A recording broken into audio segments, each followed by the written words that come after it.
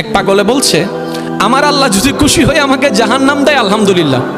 এবার শিক্ষিত সমাজ যারা আমাদের মতো কিছু আছে না, বেশি পণ্ডিত, এবার যাই বলতেছে সবাই চাই জান্নাতে যাইতে, এই পাগলে চাই জাহান্নামে যাইতে। কত বড় গাদা।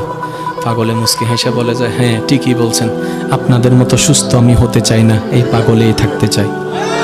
এবার তাদের একটু টনক লড়লো, কয় কেন? সবাই চাই জান্নাত, তুমি চাচ্ছ জাহান্নাম।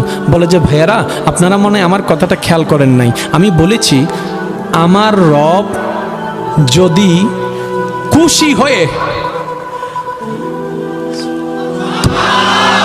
আমার রব যদি খুশি হয়ে আমাকে জাহান্নাম দেয়, আমি সেটাও নিতে রাজি। বলে যে এখনো বুঝলাম না। পাগল বলে জ্ঞান দিয়ে রবের বিষয় বোঝা যায় না, দিল দিয়ে বুঝতে হয়। আরে শুনো, রব যখন খুশি হয়ে যাবে জাহান্নামটা জান্নাত হয়ে যাবে, রব যখন নারাজ হয়ে যাবে জান্নাতটা জাহান্নাম হয়ে যাবে।